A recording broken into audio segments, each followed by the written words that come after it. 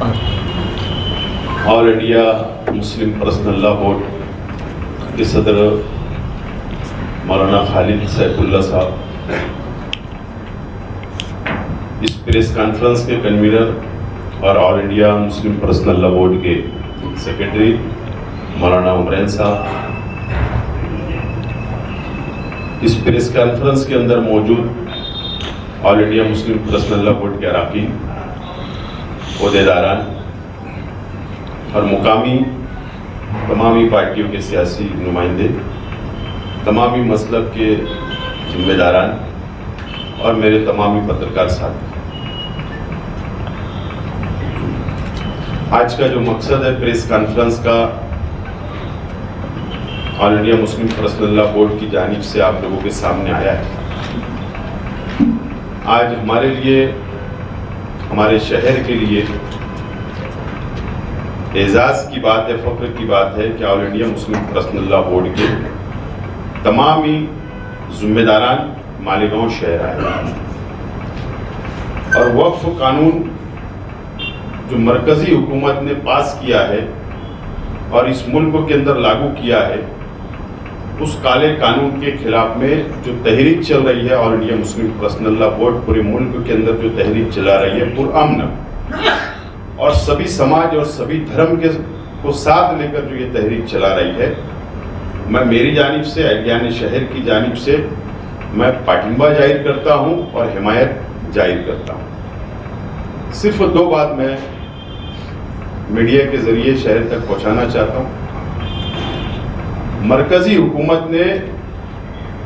ये जो काला कानून लाया है, वक्फ अमेंडमेंट बिल, 2014 से आज तक केंद्र की सरकार मुकम्मल तौर पर नाकाम साबित हुई। वादे बहुत बड़े बड़े की, लेकिन मुकम्मल तौर पर नाकाम साबित हुई। और जब कोई राज्य का इलेक्शन आता है और जो बड़े राज्यों का जब इलेक्शन आता है तो केंद्र सरकार ऐसे कानून लाती है जो हिंदू और मुसलमानों को अलग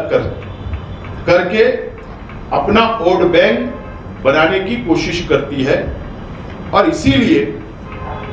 बिहार का इलेक्शन सामने है और कई राज्यों का इलेक्शन सामने है, उसको सामने रखते हुए ये कानून लाई है ताकि हिंदू और मुसलमान अलग हो जाए। यही उसका साफ तौर पर मकसद है।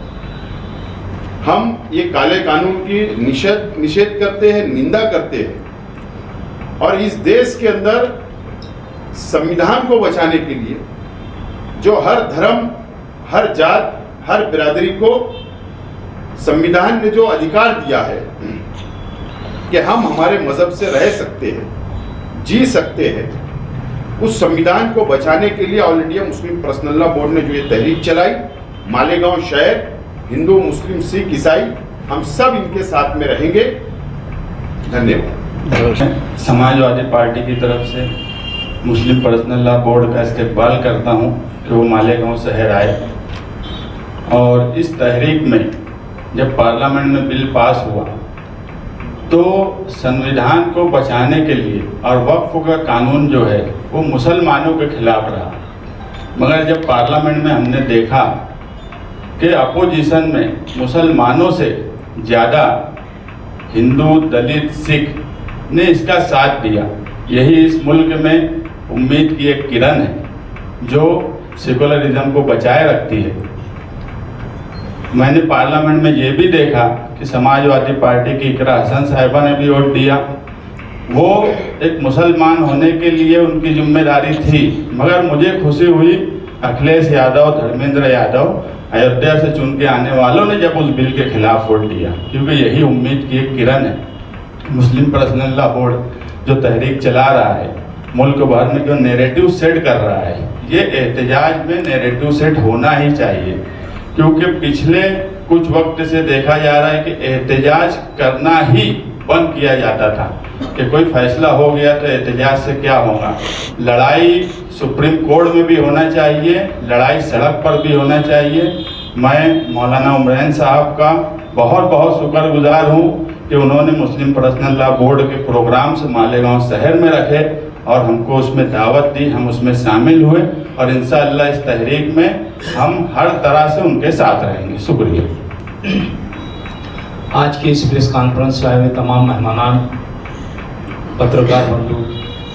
तमाम शहर के जिम्मेदारान, मैं कांग्रेस पार्टी की तरफ से पहले ही दिन से, आप लोगों ने जिस दिन से मीटिंग बुलवाई थी, मैं आपके कांटेक्ट में हूँ और हमने इस कानून की मालूमात ली। ये कानून ऐसा काला कानून है कि इसके अंदर मुसलमान ही नहीं, तमाम ही मज़हब के लोगों को आगे अड़चन आने वाली है। इमरान प्रतापगढ़ी साहब ने पीछे एक शेर कहा था ना कि भाई जब अंगार लगेगी जंगल के अंदर तो उस पर बरगद की झाड़ भी आएगी, तो छोटे भी जलेंगे बड़े भी जलेंगे। आज बड़ी खुशी की मुकाम है कि हमारे शहर के अंदर आज हम लोग ने जिस जगह पे प्रेस कॉन्फ्रेंस रखे, हमारे सभी हिंदू भाइयों ने भी शिरकत की और ये मालेगांव शहर की एक तहजीब रही है हमेशा कि हिंदू मुस्लिम एकता की जब बात आती है तो मालेगांव शहर के अंदर तमाम लोग एक साथ होते हैं। तो मैं मेरी तरफ से, एहलियाने शहर की तरफ से आपको यकीन दिलाता हूँ कि आप जब जो भी तहरीक चलाएंगे हम आप लोगों के साथ हैं। शुक्रिया। यांच्या कशात घालावी याकरता जो प्रयत्न या ठिकाणी सरकारचा चालू आहे त्या विरोधामध्ये इंडिया आघाडी ही मजबूतीने या ठिकाणी उभी आहे। मतभेद असावेत पण मनभेद होऊ नयेत ही भूमिका या देशाची आणि या देशातल्या देशवासियांची कायम आहे। मला पूजा अर्चेचा अधिकार जो मिळाला तो संविधानाने दिले, म्हणून मी माझा धर्माचं पालन हे चांगल्या प्रकारे करू शकतो।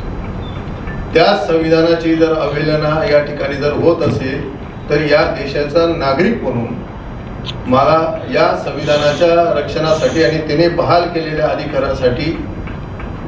या सगळ्या गोष्टीला विरोध करण्यासाठी उभं राहिलं पाहिजे, हे असं मी एक देश कर्तव्य या ठिकाणी समजतो।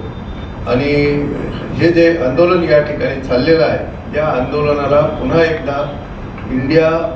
आघाडीच्या वतीने आम्ही सारे जण या ठिकाणी त्यांच्या सोबत आहोत हे या ठिकाणी आम्ही दर्शवतो। या ठिकाणी उपस्थित असलेले ऑल इंडिया मुस्लिम बोर्डचे सर्व आदरणीय पदाधिकारी, त्याचबरोबर मौलाना साहेबांनी ज्या पद्धतीने या मीटिंगचं आयोजन केलं आणि गेल्या काही दिवसापासून सतत वक्फ बोर्डाच्या संदर्भात ते विशिष्ट अभ्यास करून व्यवस्थितपणे मांडणी करत आहेत। मी या ठिकाणी मालेगाव तालुका काँग्रेसच्या वतीने आणि संपूर्ण इंडिया आघाडीच्या वतीने त्यांना सशर्त पाठिंबा देतो। आम्ही तुमच्याबरोबर कायम आहात, तुम्ही करत असलेले काम अतिशय योग्य आहे हे मी या ठिकाणी नमूद करतो आणि माझे 2 शब्द संपवतो। आदाब, नमस्कार। जनाब मौलाना सदर मोहतरम all India Muslim personal law Khalid Saifullah Rahmani दावत बरकातहुम और हमारे सेक्रेटरी साहब जनाब और तमाम हमारे गांव के हमारे मौजूद मेहमान जो आज प्रेस कॉन्फ्रेंस रखी है। हालांकि ऑल इंडिया में social democratic party of India Muslim personal law board के साथ हर स्टेट में, शहर में, गली में, गांव में साथ में है और मालेगांव की यूनिट की तरफ से भी मैं यकीन दिलाता हूँ, ख़ास तौर पर सेक्रेटरी साहब जनाब उमरिन दावत बरकातहुम साहब को, कि इंशाअल्लाह इस मुहिम में जो अवेयरनेस, जो संविधान को बचाने के लिए इस गैर कानूनी कानून के ख़िलाफ़ जो अवेयरनेस है उसमें social democratic party of India बिल्कुल साथ में शाना बशाना आपके साथ में रहेगी इंशाअल्लाह।